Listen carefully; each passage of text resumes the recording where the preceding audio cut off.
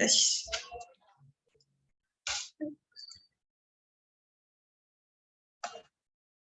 Listo. Bueno, hola, buenas noches. El día de hoy vamos a ver el tema de fractura de cadera en el adulto mayor.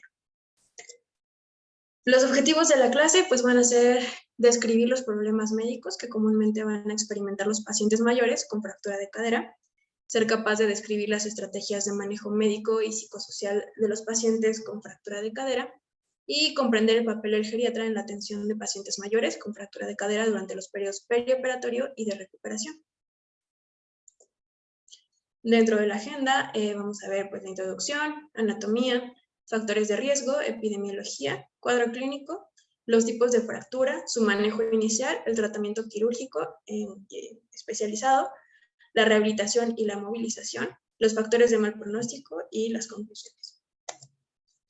Bueno, pues en primer lugar, en todos los países las personas mayores van a ser el grupo de edad con mayor incidencia de caídas asociadas a complicaciones graves, afectando económicamente a sus familias y pues a sus países, ¿no? Y pues esto va a generar un alto impacto en su funcionalidad y pues también en su papel de acuerdo a su actividad económica o simplemente pues al papel social que tiene, ¿no? A su rol social. Bueno, la articulación de la cadera es una articulación sinovial que consta de la cabeza y el cuello femoral.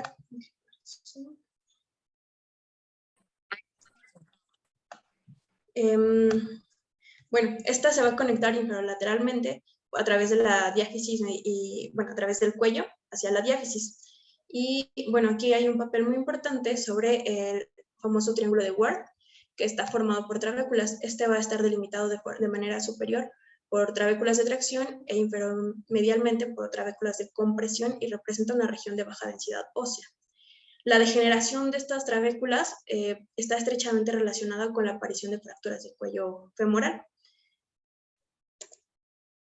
Con respecto a la anatomía vascular, pues juega un papel muy importante su conocimiento, dado que en el tratamiento quirúrgico puede haber un riesgo potencial de una necrosis avascular. O sea, siempre se debe considerar eso, ¿no? Entonces, por eso es muy importante saber más o menos cuál es su irrigación. La arteria principal por la que va a estar irrigada es a través de la arteria femoral profunda, y esta va a tener ramas anteriores y posteriores que se van a derivar hacia abajo, que van a ser las inferiores y las superiores. Ya que genera ramas profundas, estas van a irrigar hacia la cabeza femoral y van a entrar también por la cara posterior de la cápsula de la cadera, y una vez ya intraarticular va a dividirse en arterias nutricias posteriores que van a representar el suministro de sangre más importante para la cabeza y el cuello. Bueno, dentro de los factores de riesgo, pues tenemos en el caso de los pacientes mayores, pues tener un antecedente de osteoporosis. Esto va a verse también manifestado como una reducción de la resistencia. El envejecimiento se va a asociar a una disregulación de la homeostenosis y antecedente de síndromes de caídas, ¿no? Vamos a tener también factores médicos, ambientales. Bueno, aquí se relacionaba con factores extrínsecos también y pues a su esfera psicosocial. Con respecto a la epidemiología, en 2017 en la Ciudad de México se hizo un estudio donde reportó la incidencia de fractura de cadera en la Ciudad de México, donde se identificaron 1.725 casos en mujeres y 1.297 casos por cada 100.000 habitantes. Se espera que a nivel mundial en 2050 existan o ocurran hasta 6 millones de fracturas de cadera por año a nivel mundial. Y en 2002, que son un poquito los reportes que tenemos, en el Instituto Mexicano del Seguro Social, el costo anual por atención de fractura de cadera fue de 1.927 millones de dólares. Y bueno, algo desafortunado es que se espera que durante el primer año posterior a esta fractura, el 18% de las mujeres y el 36% de los hombres fallezcan. La edad media con la que se va a presentar una fractura de cadera es de 82 años. En aquellas personas que llegan a los 85 años, aproximadamente el 19% de las mujeres y el 12% de los hombres sufrieron una fractura de cadera. Y si estos llegan a los 90 años, el 30% de las mujeres va a presentar fractura de cadera y pues los hombres un 20%.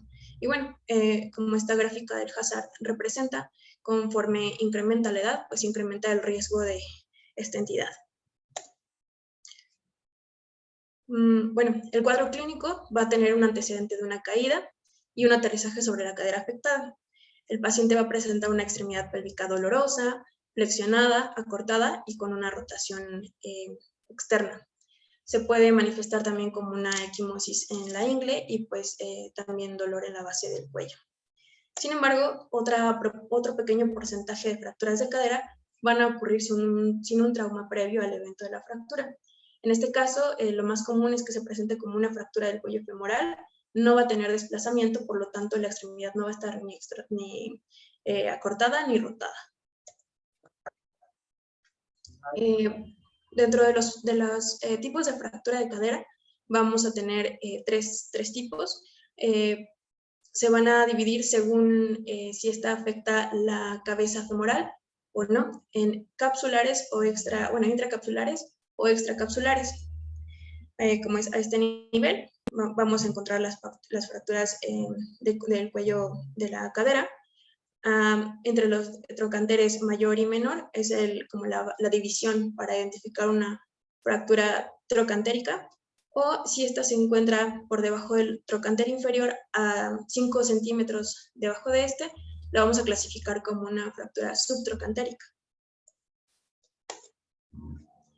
Con respecto a las primeras, las fracturas capsulares, estas van a estar localizadas en la región proximal entre la cabeza y los trochanteres, como les mencioné. Es más frecuente en el sexo femenino.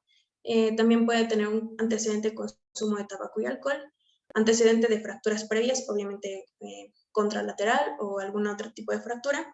Y bueno, esta se va a desarrollar por dos mecanismos. En pacientes jóvenes van a ser mecanismos de alta energía y en pacientes mayores van a tener mecanismos de baja energía. Esta es la clasificación de Gardner para las fracturas capsulares. Se divide en 4 estadios. En la primera es una fractura incompleta, solamente se va a afectar un segmento de la cabeza. En la segunda va a ser una fractura completa, pero si ven, pues mantiene su localización, no se ve desplazada. El estadio 3 y 4 son fracturas que están parcialmente en la 3, parcialmente desplazada, o la 4 completamente desplazada. Dentro de las fracturas extracapsulares están las intertrochantéricas, y bueno, estas también van a tener antecedentes de múltiples fracturas. La edad de presentación va a ser en pacientes mayores, aunque en los pacientes con fractura de capsular, y representan aproximadamente el 50% de las fracturas de cadera en personas mayores. Esto se va a caracterizar por un impacto o una caída de baja energía. En este caso, se utiliza la clasificación de Evans para identificar el tipo de fractura. Se va a clasificar en 3 tipos. El tipo 1A, donde está dividida en un segmento, pero no está desplazada. El tipo 1B, donde se divide en 2 segmentos y desplazada. El tipo 2A está dividida en 3 fragmentos. El tipo 3B puede tener es una fractura que afecta a la región del trochanter menor, está también dividida. El tipo 3 va a tener una afección tanto al trochanter mayor como al trochanter menor. Y con respecto a las fracturas subtrochantéricas, va a ocurrir dentro de los 5 centímetros por debajo del trochanter menor, como les mencioné previamente. Esta tiene un antecedente de un impacto de alta energía en pacientes jóvenes y de baja energía en pacientes mayores. La clasificación que se utiliza es la de Saint-Scheimer, y bueno, esta también la va a clasificar como las previas en segmentos y también el tipo de fractura, si es desplazada o no, y los fragmentos en los que se rompe el hueso. Dentro del manejo inicial en las fracturas de cadera, siempre se deben de resolver primero pues, las anomalías clínicas antes de la cirugía, como veremos más adelante. el uso de la profilaxis antibiótica y tromboprofilaxis, el control del dolor, la prevención de lesiones por presión o el manejo de fracturas, de lesiones por presión previas para, pues, obviamente evitar su progresión, el tratamiento específico que es la cirugía y, bueno, pues más, otro punto de la rehabilitación, pues la deambulación temprana. Bueno, en el caso de la profilaxis, en primer lugar tenemos la antibiótico-terapia. Esta nos va a reducir el riesgo de infección profunda hasta en un 60%. La mayoría de los casos, pues tenemos a Staphylococcus como el principal agente que va a producir estas infecciones. Por lo tanto, se pueden dar tratamiento como cefalosporinas o vancomicina previo a la cirugía puede ser en 3 dosis. La primera dosis son 2 horas antes del procedimiento y posteriormente se continúa el tratamiento durante 24 horas. La tromboprofilaxis, bueno, pues sabemos que estos episodios de trombosis van a ser, bueno, las trombosis pulmonares son la causa más frecuente de mortalidad postoperatoria. Y bueno, de acuerdo al Colegio Americano de Tórax, se dice que después de una artroplastia de cadera, se debe de dar de 10 a 14 días de profilaxis. Obviamente, pues siempre tomar en cuenta cada paciente, ¿no? Cada caso es individualizado. Pues para el uso de la aplicación de esto, pues podemos utilizar heparinas fraccionadas de bajo peso molecular, dosis bajas de heparina o agentes orales como inhibidores del factor 10 o inhibidores directos de la trombina. Otro punto muy importante pues es el control del dolor, ya que el dolor no tratado en un paciente con fractura de cadera pues se va a asociar con una estadía más prolongada, sesiones de fisioterapia perdidas, una deambulación retrasada y pues una locomoción más eficiente. Siempre debemos de tener una analgesia programada, es decir, prevenir el dolor, ¿no? Antes de que debamos, o que el paciente se queje de dolor, nosotros ya debemos de haber indicado algo. Entonces, ya únicamente debemos de dar una analgesia a demanda o las dosis de rescate, ¿no? Eso solamente, no dejarlo solamente la analgesia como rescate, sino ya como programada. La artroplastia de cadera es considerada una intervención que provoca dolor moderado, por lo que podemos indicar de forma inicial paracetamol con o sin opiáceos débiles. Y bueno, pues podemos hacer uso de la vía intravenosa para su administración inicial y oral durante varias semanas posterior al evento. Otro punto muy importante pues es el delirium, que es una entidad muy común después de una fractura de cadera, tanto en el momento de la presentación al servicio de urgencias como después de la operación. Hasta el 60% de los pacientes va a desarrollar un estado confusional después de la reparación de la fractura. Y bueno, pues también teniendo el antecedente de un triago neurocognitivo, pues también va a ser un factor muy importante para el desarrollo del delirio. En estudios se ha documentado que el delirium permaneció hasta en un 39% de las personas con fractura de cadera al momento de la alta hospitalaria y hasta un 32% va a permanecer un mes después con persistencia del delirium. Obviamente ya todos conocemos los factores de riesgo del delirium, pero los que más se han identificado en estas personas, pues es obviamente la edad avanzada, pacientes masculinos que tengan algún grado de desaferentación sensitiva, alguna enfermedad psiquiátrica subyacente, antecedente de polifarmacia, obviamente dolor y restricciones del sueño. Bueno, ahora respecto a las lesiones por presión, pues obviamente el primer punto es prevenirlas, ¿no? Siempre se debe de evaluar al paciente el riesgo de úlceras por presión, indicar un cambio de posición frecuente y el uso de superficies de apoyo que van a redistribuir la presión, como los colchones de presión alterna. Y pues bueno, el uso de alternativas de espuma en lugar de colchones de espuma hospitalarios estándar va a reducir la incidencia de úlceras por presión hasta en un 60%. Otro punto muy importante es la anemia, ya que del 40 al 46% van a presentar una anemia preoperatoria y esta cifra se va a elevar hasta un 90-93% durante la hospitalización.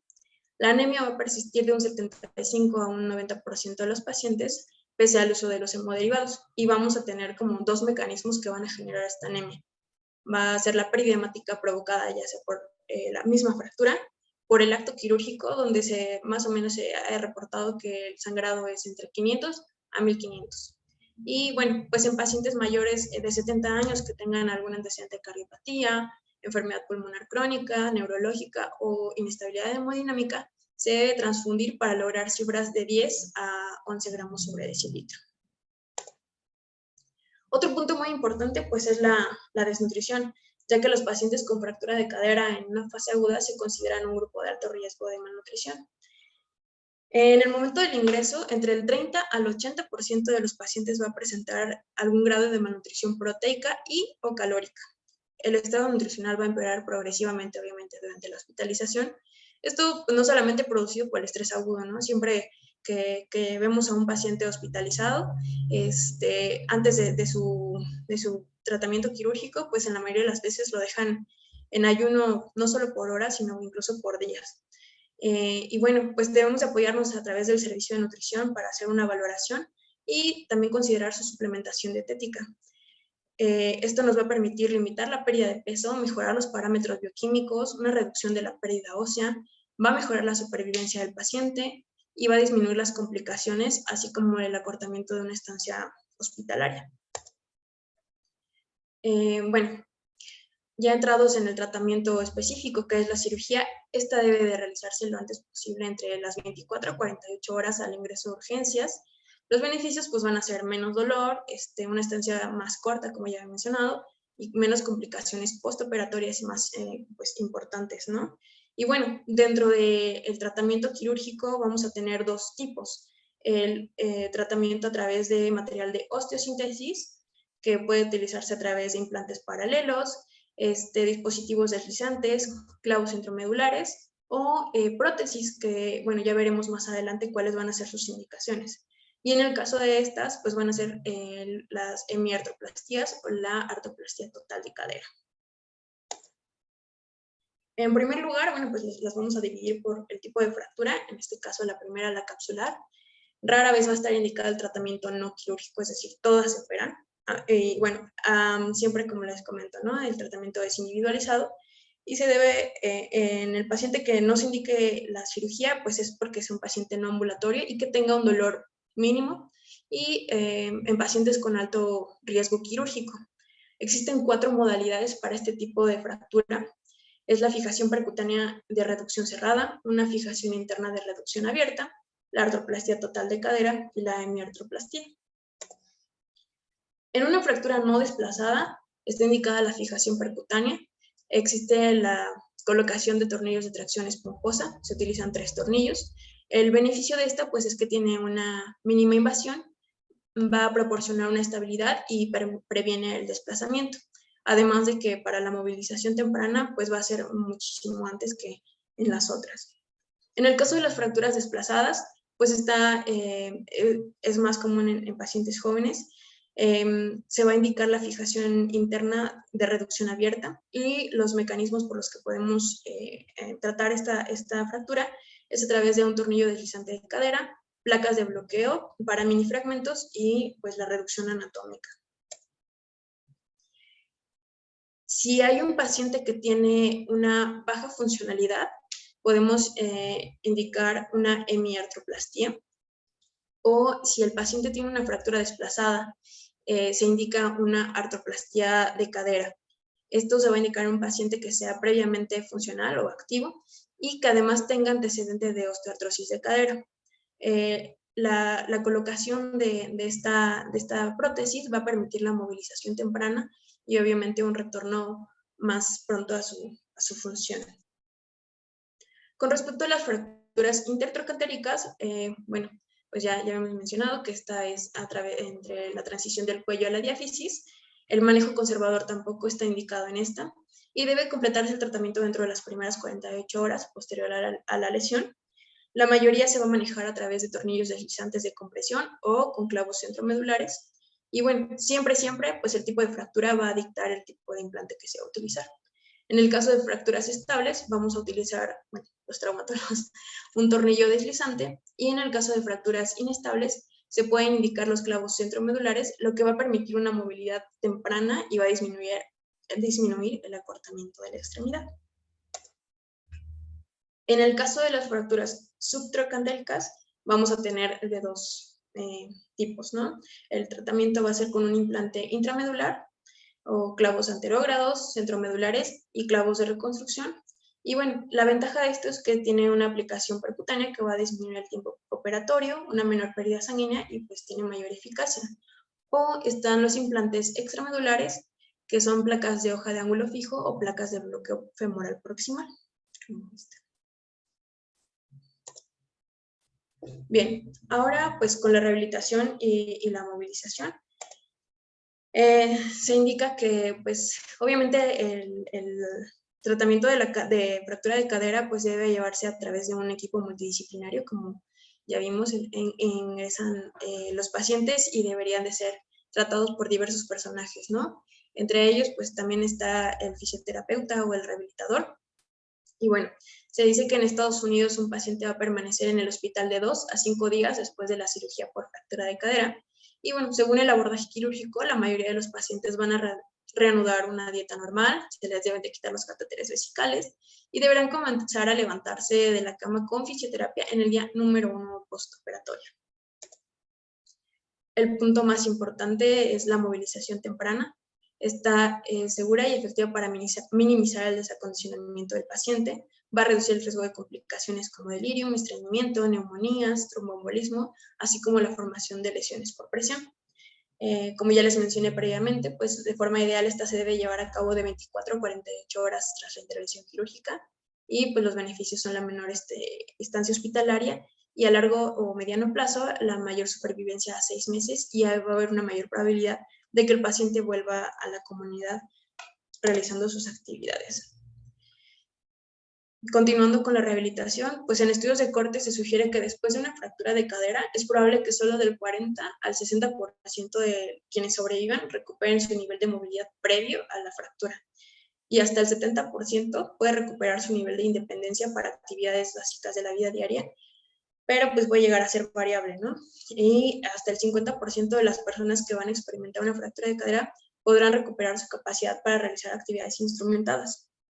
Obviamente en países de ingresos bajos y medianos, pues los resultados van a ser peores debido a que pues no tenemos un manejo óptimo del paciente y pues obviamente no tenemos un acceso a todos los servicios que el paciente pues debería de tener. Los factores para optimizar la rehabilitación, pues como ya mencioné, son los tipos de fractura, la localización de algún otro daño, así como el tipo de fijación que se ha utilizado. Como comentamos, pues en primer lugar está la movilización temprana. Esto va a consistir en salir de cama, sentarse y levantarse, caminar con un auxiliar de la marcha, la deambulación asistida que debe iniciar a las 48 horas posterior a la cirugía. Esta va a permitir la aceleración de la recuperación de las funciones y cuando ocurre el alta a domicilio no va a requerir atención por un tercer nivel o por un nivel especializado, ¿no? De alguna complicación. Y bueno, el papel de la terapia en terapia física en los cuidados agudos, pues los pacientes van a perder un 50% de la fuerza muscular de la extremidad no fracturada. Los pacientes que siguen un programa de alta intensidad, es decir, 3 sesiones diarias, van a tener una alta funcionalidad a los 10 días posteriores al inicio de la rehabilitación. Y bueno, encontré un artículo que más o menos nos enseña cuáles son los ejercicios de forma inicial que el paciente puede tener en cama las primeras horas posterior a la cirugía. Como en la imagen A tenemos la dorsiflexión del talón. Pueden colocar una almohada, como en la imagen B, debajo de la rodilla y comenzar a flexionar la rodilla o pues también favorecer la resistencia del músculo no solamente de forma distal, sino pues proximal. Pues estos tienen que ser progresivos, obviamente a tolerancia del paciente.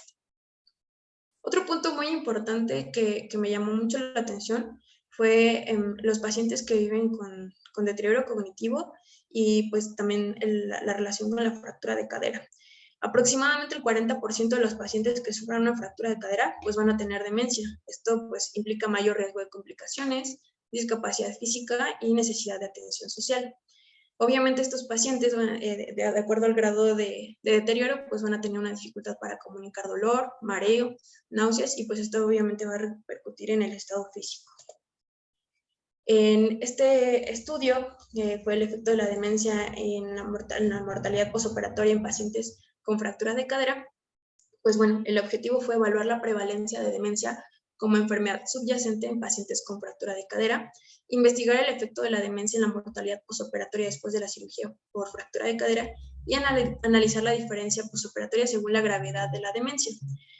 Esto fue un estudio retrospectivo que seleccionó 2.869 pacientes diagnosticados con fractura de cadera. Entre estos pacientes se dividieron dos grupos, ¿no? Aquellos que no tenían demencia y un grupo que tenía demencia. De estos salieron 150 pacientes y se dividió en pacientes con medicación y no medicados. Para pues saber el grado de demencia en este estudio, se cuantificó el número de medicamentos para el tratamiento de demencia que tenían.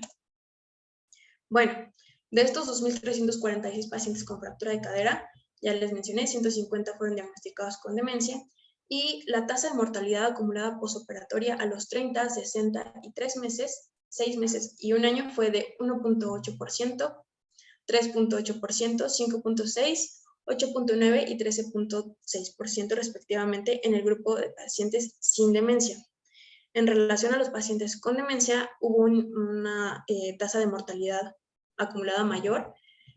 A los 30 días fue un 2%, a los 60 días 7.3%, a los 3 meses 14%, a los 6 meses 19.3% y al año fue un 24%. Es decir, casi se duplicaba la tasa de mortalidad en el paciente con demencia.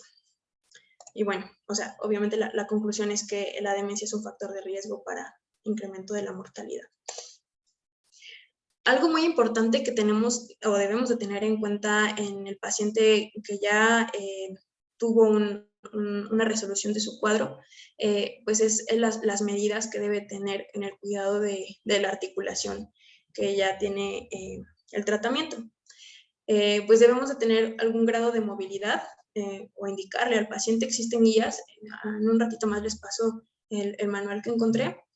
Y pues siempre tener en mente que puede haber un riesgo de luxación, como en el caso de las fracturas en las hemiartroplastías o artroplastías totales de cadera, hay un incremento de riesgo de la luxación. Por lo tanto, se deben evitar movimientos de riesgo y pues conforme ocurra la rehabilitación debe de haber un aumento de carga progresiva según la tolerancia al dolor y el esfuerzo. En esta primera imagen, pues siempre tenemos que indicarle al paciente que debe evitar sentarse en sillas bajas que obliguen a flexionar más de 90 grados la cadera. Explicar al paciente que siempre se siente con las rodillas más bajas que las caderas o que hacia a su misma altura, pero no mayor. Evitar que el paciente se flexione de esta manera o, por ejemplo, que el paciente cruce la pierna, que pues puede ser muy frecuente en las personas mayores, ¿no? Que a lo mejor se sientan o para dormir, como incluso vamos a ver más adelante, o que, déjame ver esta imagen. Bueno, puede haber una rotación interna del pie. Algunos dispositivos que nos van a permitir que el paciente no tenga esta angulación como en la imagen previa, por ejemplo, en actividades como pues, ir al baño, existen estos dispositivos que se llaman elevadores de WC, que van a permitir que el paciente pues, se mantenga a 90 grados en la tasa del WC. Otra de las indicaciones en el paciente, pues obviamente es para dormir, ¿no? Pues, ¿cómo voy a dormir si tengo dolor? Bueno, pues se va a indicar al paciente que puede dormir boca arriba durante las primeras semanas con un cojín entre las piernas. Si va a levantar algo, bueno, ya que se haya recuperado y de pronto se le cae algún objeto al suelo, pues siempre debe de extender la extremidad que está operada hacia atrás y luego para poderse agachar, pues va a flexionar la rodilla que no esté operada. O también puede poner la rodilla de forma lateral, flexionada hacia el suelo. La forma de cómo se va a sentar el paciente. Primero, pues obviamente se acerca a la silla, va a flexionar primero la pierna no operada, va a extender la pierna operada y posteriormente ya la va a acomodar a 90 grados. Bueno, con respecto a las fracturas intertrocantéricas y subtrocantéricas, las primeras pues no van a tener un riesgo de luxación porque como vimos pues no hay como tal un manejo de la articulación. Esta no debe cargar peso, sino hasta que se obtenga una mayor evidencia de consolidación a través de radiografías de control. Un mayor riesgo de caídas en la recuperación van a tener estos pacientes porque la rehabilitación, los ejercicios de rehabilitación incluyen que el paciente sea asistido en la marcha a través de una andadera, pero que tenga la pierna flexionada, la pierna operada esté flexionada, así como que camine de cojito, ¿no? Entonces, obviamente, pues va a incrementar el riesgo de que tropiece o que caiga mal o que caiga sobre la otra cadera. Y bueno, los beneficios de este tipo de tratamiento quirúrgico es que se va a permitir el decúbito supino o lateral, a diferencia de las resoluciones de fractura de cadera de capsulares. Y bueno, en el caso de las fracturas subtroncantéricas van a permitir la movilización y una carga más precoz. En este caso tampoco no hay riesgo de luxación y va a promover la consolidación ósea. La carga precoz va a promover la consolidación ósea en un tiempo estimado de hasta 3 meses.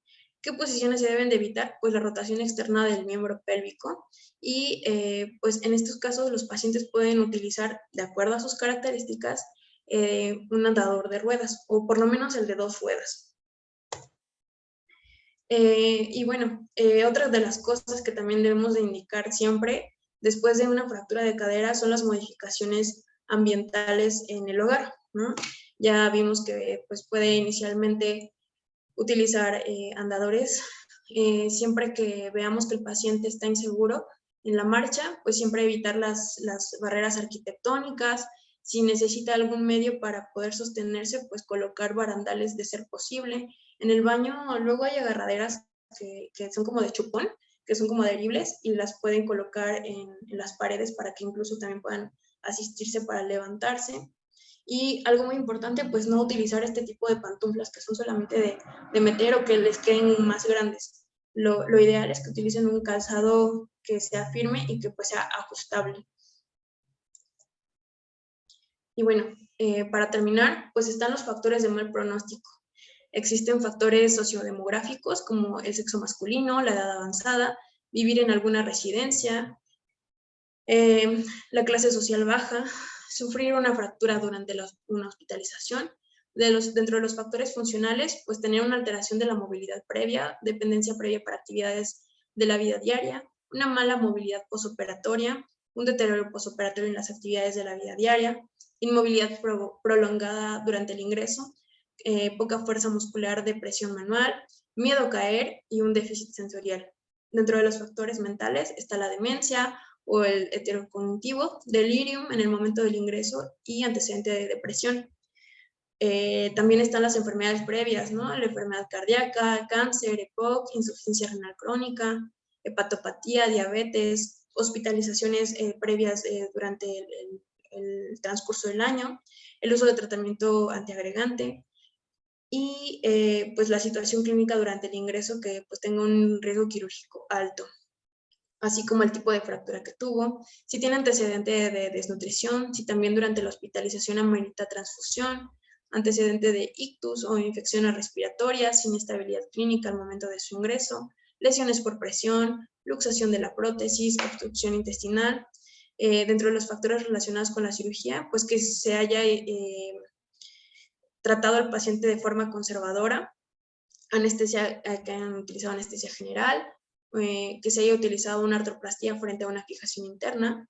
Dentro de los factores no relacionados con el manejo médico, pues que el paciente no haya recibido un tratamiento por un equipo multidisciplinario, no tratar la osteoporosis, que pues obviamente en muchos casos está como factor de riesgo, la valoración preoperatoria que no sea estandarizada y factores relacionados con el dispositivo asistencial.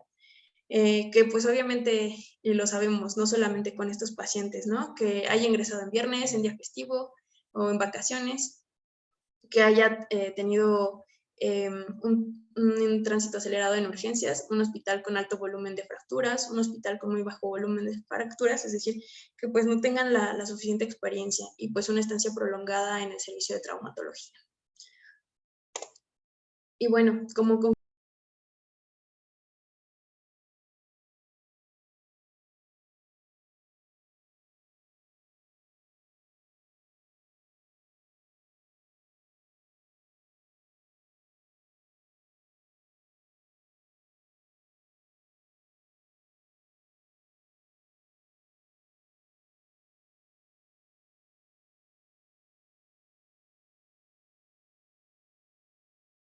la importancia de nuestra función es evaluar los problemas médicos, perioperatorios y pues garantizar la máxima estabilización médica. No solamente pues es durante la hospitalización, sino también se debe de pues brindar durante la vigilancia y detección temprana de complicaciones médicas posoperatorias, es decir, prevenir, ¿no? Ver más allá. Cuando realizamos la valoración integral y que vemos que la red de apoyo es mala o las condiciones socioeconómicas pues van a ofrecer un mal pronóstico a nuestro paciente y no solamente por a lo mejor el tratamiento en agudo, ¿no? Sino que a lo mejor solamente tiene un hijo, vive solo, vive en una residencia, ¿no? Entonces, pues todos esos factores pueden implicar un alto impacto o mal impacto en el paciente. Y bueno, pues eso sería todo.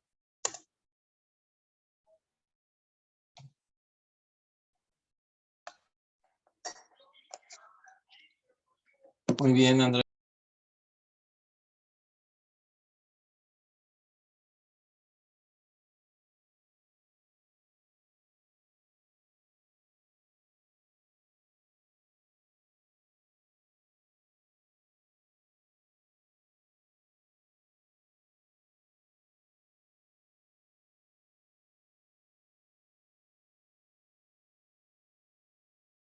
De la mortalidad, generalmente la mortalidad inmediata perioperatoria, pues no es tan alta en comparación de a los 30 días. Entonces, hay una puntuación que menciona en el artículo que es el score de Nottingham, que predice la mortalidad a los 30 días y toma en cuenta, es especialmente pues para fracturas por fragilidad, porque toma en cuenta la edad, la cognición y las comorbilidades que pudiera tener el paciente, y pues nos puede ser útil, aunado al cuadro clínico y a cómo llega el paciente, pues hablar de las expectativas un poco más realistas en cuanto a la recuperación del paciente. Y también encontré una guía que habla más como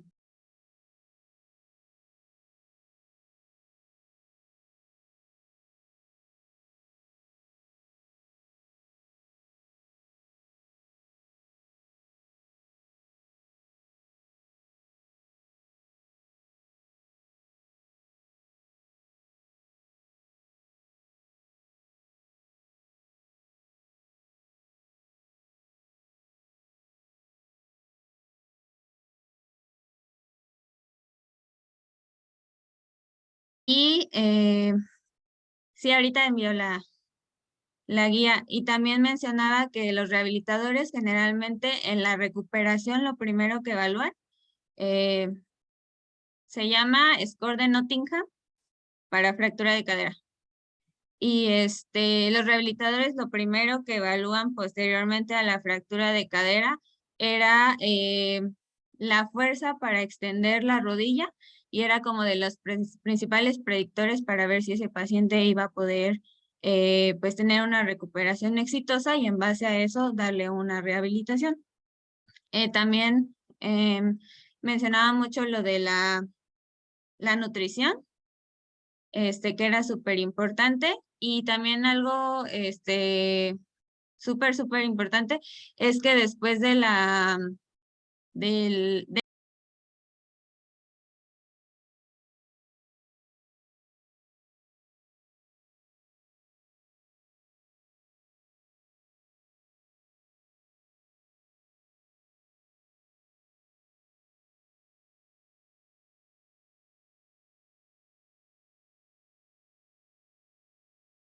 fracturas por fragilidad y no se les ha hecho un estudio de salud ósea para evaluar por qué se fracturaron. Y creo que ya.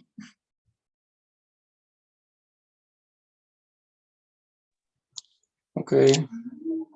Oli, a mí nada más me gustaría agregar que así como me comentó justamente la doctora Andy, son casos muy en específico, muy especiales, aquellos que no se van a tratar de manera quirúrgica. Entonces, aquí en la hospitalización vemos que la mayoría de los pacientes o se retrasa la cirugía o muchas veces no se operan por comorbilidades. Entonces, nada más para tener bien en claro sobre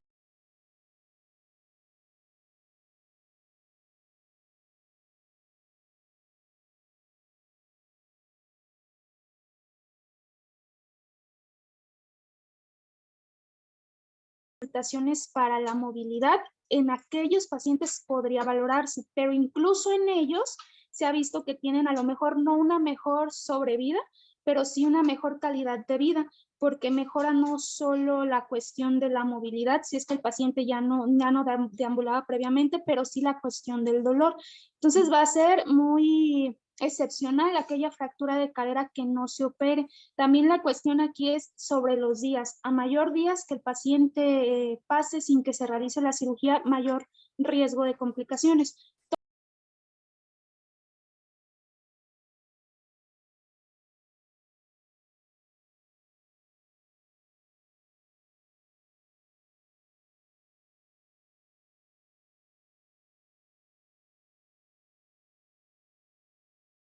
Manera multidisciplinaria para que la idea es que se estabilice el paciente en un periodo no mayor a 72 horas y pueda proceder también con la cirugía. No es, por ejemplo, que es que el paciente tiene neumonía, no lo voy a operar, o es que el paciente tiene antecedentes de diabetes, no lo voy a operar. Entonces la idea es que se manejaran de manera multidisciplinaria, mejorar esas condiciones y posterior a ello proceder con la cirugía.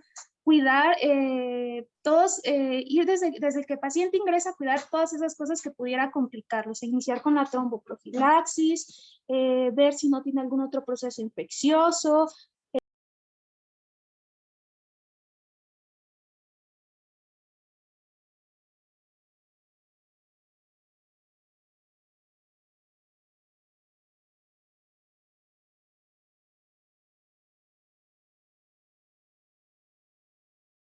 Para evitar complicaciones. Y otro punto muy importante, la rehabilitación, como ya comentaba, la mayoría de los pacientes egresados de trauma se van a veces con la indicación de no movilizarse. Obviamente la rehabilitación es diferente para cada tipo de fractura y cada tipo de intervención que se realice, pero se recomienda la rehabilitación lo más rápido posible porque esos pacientes luego dejan de moverse y vienen ciertas complicaciones. Entonces, un paciente que se rehabilita tiene más oportunidad de recuperarse en cuanto a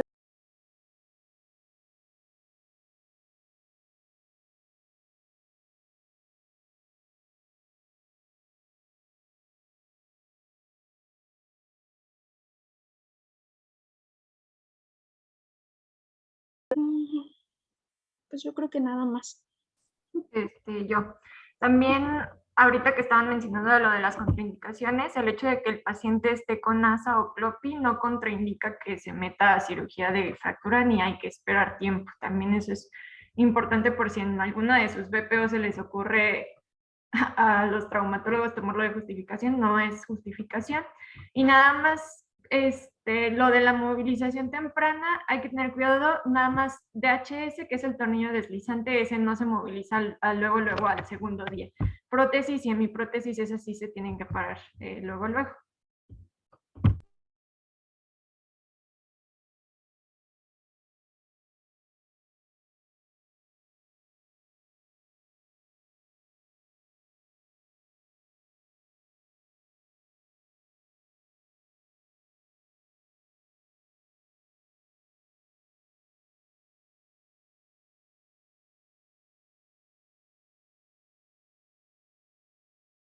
Lo ideal, sería.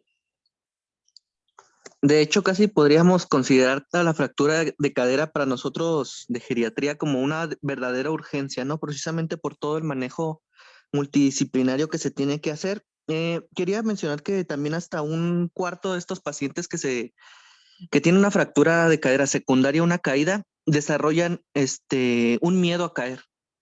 Entonces, estos pacientes, precisamente también darles lo de la movilización temprana, lo de la rehabilitación, incluso apoyo psicológico, psicosocial y obviamente apoyo de la familia, para que precisamente este adulto, este pacientito, luego, pues se pare, prácticamente no quede encadenado pues como tal a la dismovilidad o que quede a la cama, pues a la postración en cama. Entonces estos pacientitos sí desarrollan un verdadero miedo a caer, es un porcentaje importante y pues hay que tener en cuenta eso también. Acá me preguntaba el doctor Márquez que quiénes integran el equipo de código cadera y en qué consisten.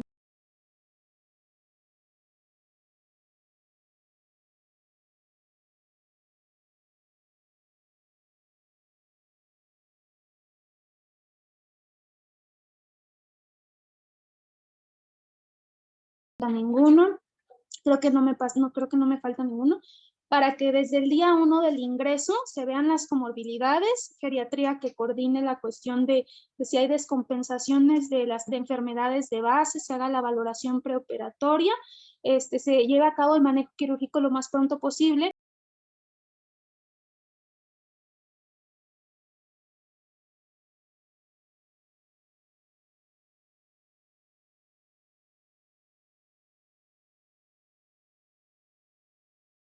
La alteración del estado de ánimo que haya influido en la caída, valoración por psicología, a lo mejor no en el momento tan agudo, pero sí para evitar o tratar este síndrome de miedo a caer y evitar que el paciente vuelva a presentar otro evento similar de caída o algún otro tipo de fractura.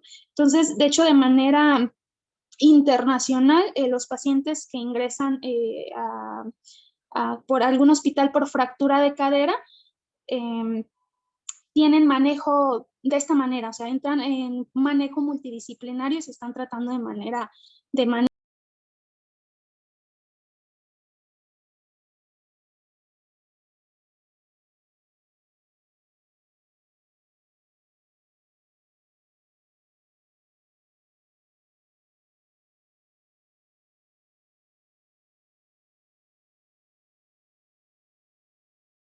ese periodo máximo de tiempo, es decir, 48 horas, y en aquellos con descompensaciones muy graves hasta un máximo de 72 horas para tratar de resolver esas complicaciones agudas en trabajo en equipo, en ese trabajo multidisciplinario, y posteriormente se inicia el tratamiento quirúrgico. Por ejemplo, he visto artículos en donde comparan a qué pacientes les va mejor de acuerdo al tiempo que se intervienen. Si el paciente es un paciente con comorbilidades controladas, se ha visto que la supervivencia es buena a las 24 horas.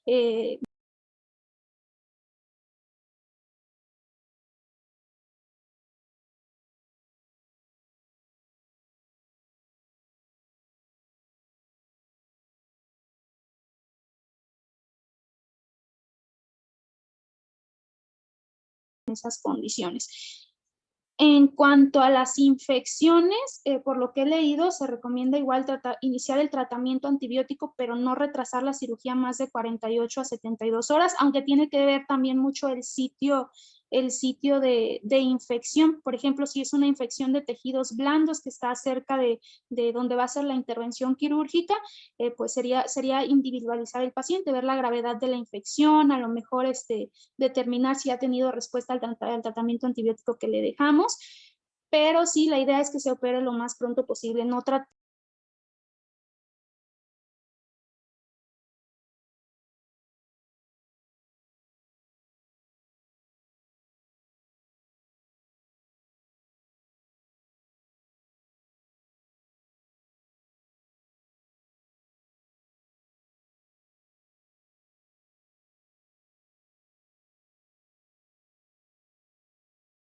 directamente en lugar de retrasarlo. La pregunta es, ¿qué sugieres hacer? O sea, nada más, opérala. Y te van a decir, pero va a sangrar, mi doc. ¿Qué le pongo? ¿Qué le hago? Esa es la pregunta, porque es el mundo real. Ustedes han visto que aunque se haya chupado una aspirinita hace 5 días, ay, espérate otros 2. O el Clopi, que piden un poquito más de tiempo. Pero ¿qué es lo que sugieren realmente? O sea, no me digas nada más, no es contraindica y metes a operar, sino ¿qué le indicas tú en tu evaluación preoperatoria? Te van a hablar, doctor, la abuelita 90 años tomaba aspirina porque tenía cardiopatía.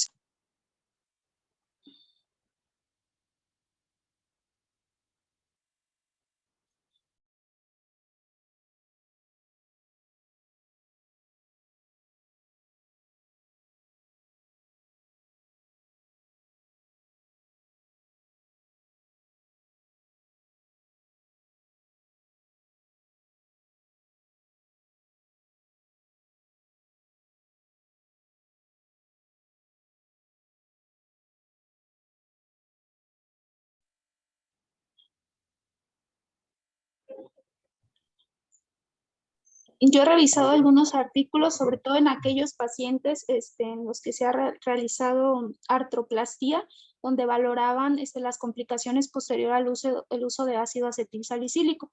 Y como recomendaba Dani, no es contraindicación que se lleve a cabo la cirugía, y podría en aquellos pacientes que tienen el tratamiento ya como prevención secundaria, incluso continuar con el tratamiento.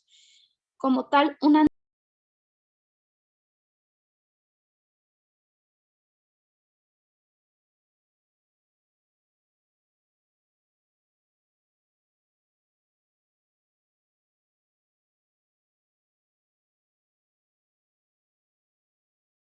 hasta donde yo tengo entendido se puede continuar con la cirugía y puede continuar con el tratamiento también. Realmente, si nada más tiene aspirina, se procede con la cirugía y el riesgo de hemorragia no es tan alto. Si tiene terapia dual o con clopidogrel, se procede con la cirugía, se controla la pérdida de sangre y se considera la transfusión de plaquetas si se tiene pues un mayor sangrado. Y se prefiere la anestesia general si es terapia dual. No sé si nos ayude la desmopresina por disfunción de las plaquetas. No sé. O sea, no está contraindicado, eso sí lo sabemos, pero no sé si estaría indicado el uso de desmopresina.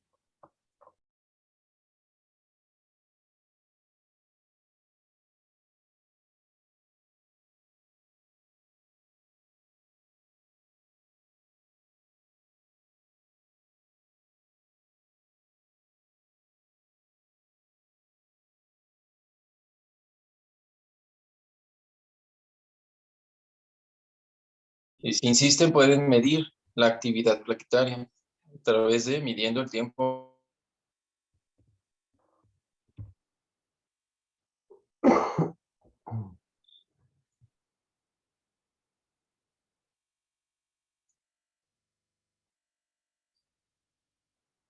Creo que se congeló. Ahí está. ¿Yo me congelé? Sí. Qué barbaridad, y ahora que estaba inspirado. Muy bien, bueno. La respuesta. La escribo. Nos quedamos en que se recomendaba medir la actividad plaquetaria en los que tuviéramos como cierta duda. Ajá, medir la actividad plaquetaria, demostrarle que la puede operar.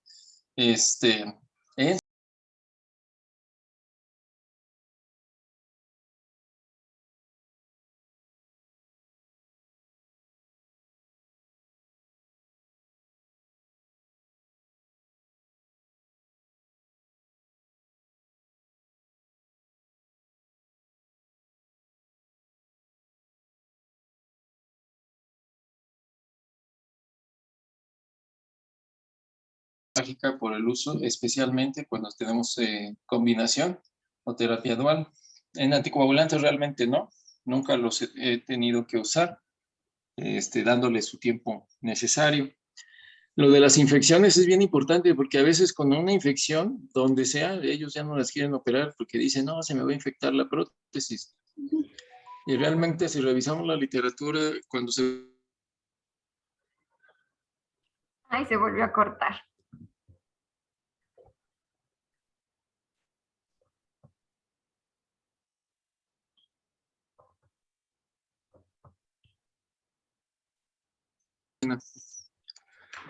Doc, otra vez se cortó la respuesta.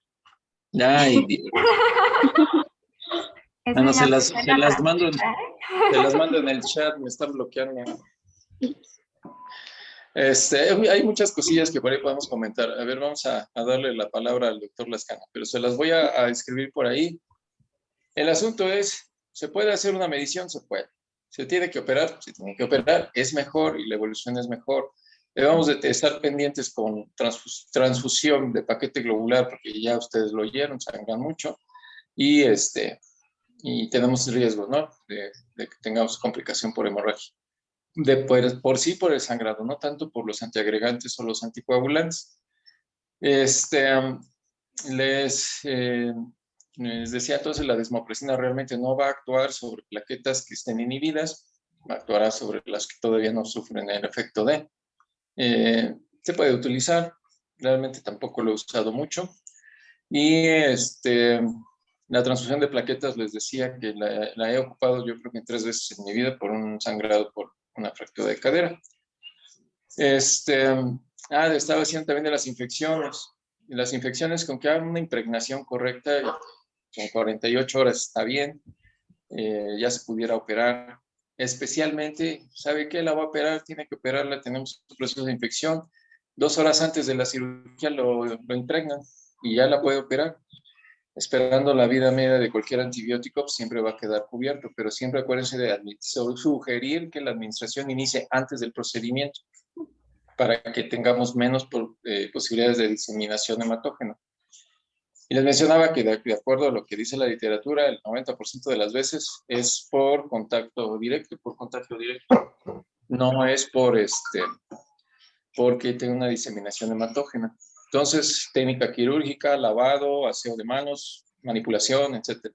Esa suele ser la causa de las infecciones en prótesis. Mi Douglas Cano, por favor, adelante, comentarios. Hola. Hola, Doc. Hola, Doc.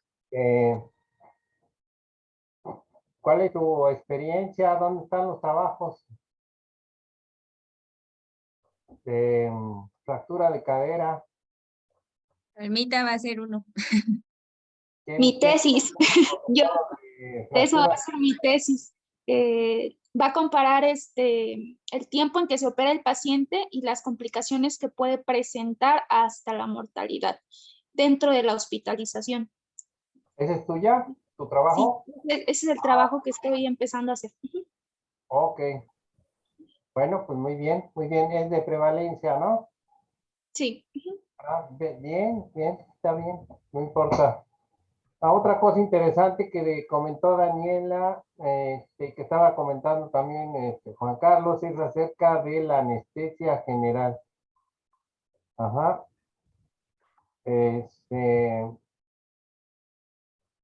No sé, ¿alguien tiene idea por qué se prefiere la anestesia general, sobre todo en los pacientes que, por ejemplo, tú comentaste de aspirina y clopidogrel y esto, ¿verdad, Daniela? Sí, ajá. Bueno, ¿tiene idea por qué lo comentó? Porque es muy importante.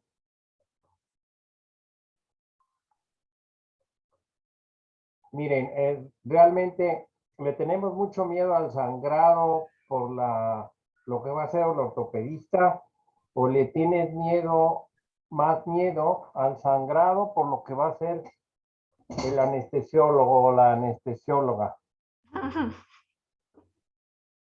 ¿A qué le tienes más miedo, Jessie? Pues en sí una fractura de cadera por sí misma sangra de medio litro Claro, mínimo, sí, o sea, pero en el momento. el hecho Pero pues también hay que tener cuidado de las complicaciones como las tromboembolias y todo eso, tanto grasas como pues tromboembolia.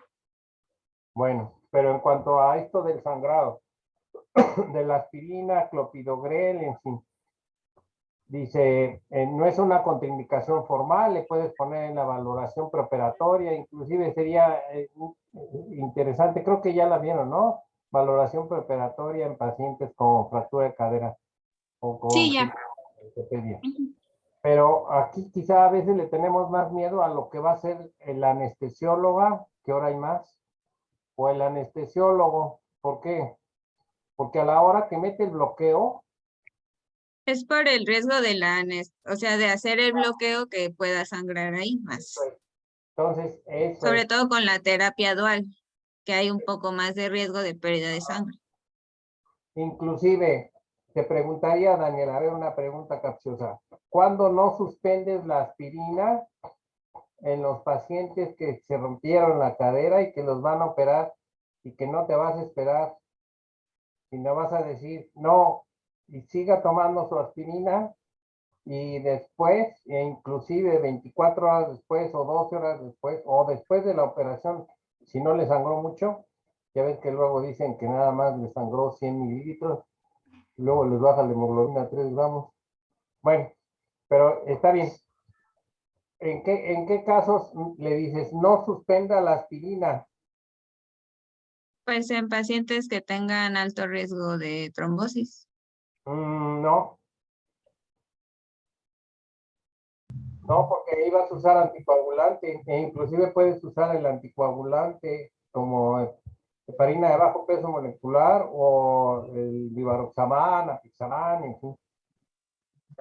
A ver, En pacientes con intervención coronaria percutánea reciente, se recomienda que permanezca con la antiagregación. ujú, que tengan cardiopatía isquémica o que tengan un stent. Ay, mira, También en anginas inestables de alto grado, pues como tal, de claro, ajá. En pacientes con cardiopatía y le dices, lo que puedes hacer ahí, a ver, tú a mi alma, está tomando clopidogrel y aspirina. Ujú. Ajá, le dejas ese esquema. En los pacientes que se sometieron a intervención coronaria percutánea, que ha sido reciente, sí. Los que lo toman, por ejemplo, no sé, que tuvieron algún EBC o algún infarto muchos años atrás, de hecho no tendría así como que indicación precisa para que lo mantenga doble. Pero en aquellos en que sí pasó el evento agudo reciente, en eso sí se tendrá que mantener. Ok, le puedes, inclusive, en ese caso, algunos prefieren suspender la terapia dual, perdón, continuar con aspirina. Y después usar heparina de bajo peso molecular. Depende de si hay pues, sangrado de tubo digestivo, por ejemplo, ¿no? Uh-huh. Le toque la mala leche que tenga un sangrado arriba, ¿no? Ese ya sería muy mala suerte, ¿no? Muy mala suerte. Como le pasó a los primeros que quisieron antitrombóticos en enfermedad vascular cerebral isquémica y PAS, que le sangra al primero. Bueno, ok. Entonces eso es importante para que recuerden bien, ¿no? Acerca de la anestesia general y cuando le vas a poner o no anestesia regional o bloqueo. ¿Sí? No sé cómo esté ahorita en el hospital donde están trabajando, no sé cómo esté tampoco el 2, no sé cuál sea el tiempo quirúrgico. Pues Hay muy buenos ya, cada vez hay mejores cirujanos, se tardan cada vez menos tiempo y hacen las mejor. aquí en el HGR1 realmente no les va muy bien. Es raro el paciente que se pasa en un periodo menor a 72 horas. De hecho, a veces hay pacientes que nos piden interconsulta y el paciente ya tiene 1 semana o 2 semanas y no ha sido intervenido quirúrgicamente.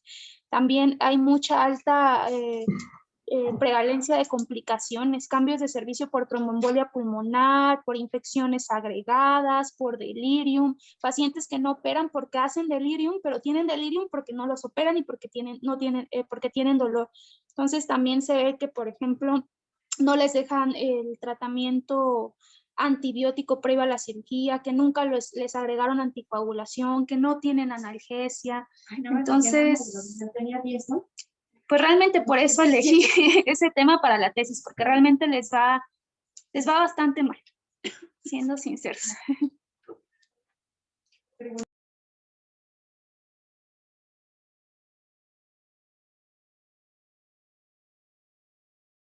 Perdón, no sé si la pregunta del doctor iba en relación a cuánto tiempo tardan haciendo la cirugía de prótesis, o si se refería al tiempo en espera para realizar el procedimiento.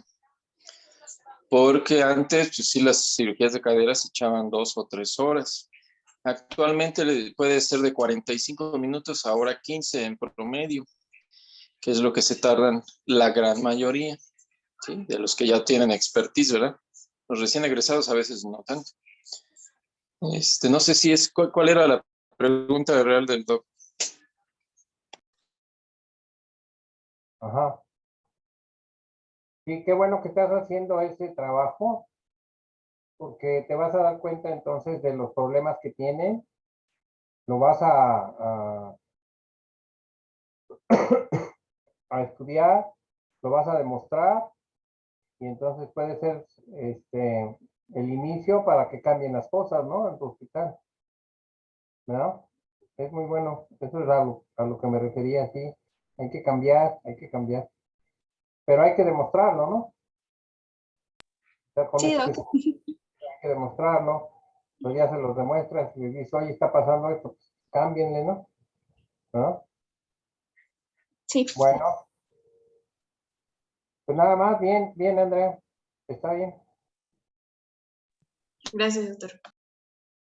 Nada más por ahí hubo una preguntita, Steph preguntó el antibiótico de preferencia o si había uno pues como tal, mejor para como profilaxis, como tal de cualquier tipo de infecciones.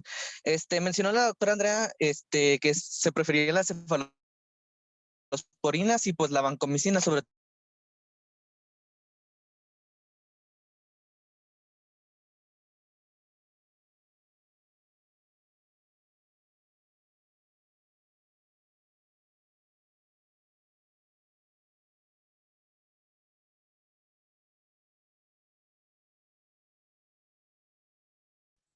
¿Se cortó?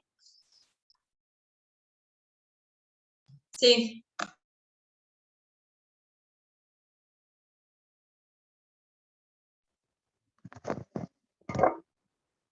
Bueno, y antes de terminar, nada más recordar los indicadores de calidad de atención de fractura de cadera, porque es pregunta, creo que viene en el examen de consejo.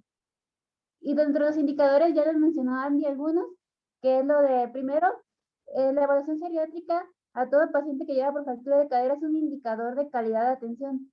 El segundo factor es la detección y prevención de delirios. El tercer factor viene siendo la cirugía temprana en menos de 48 horas. Otros factores que consideran es que se tiene que detectar osteoporosis en los pacientes para que en cuanto se detecte osteoporosis se tiene que dar tratamiento a los pacientes. Ese es un factor también de calidad. Y otro de los factores de calidad es la movilización temprana y la rehabilitación del paciente con fractura de cadera.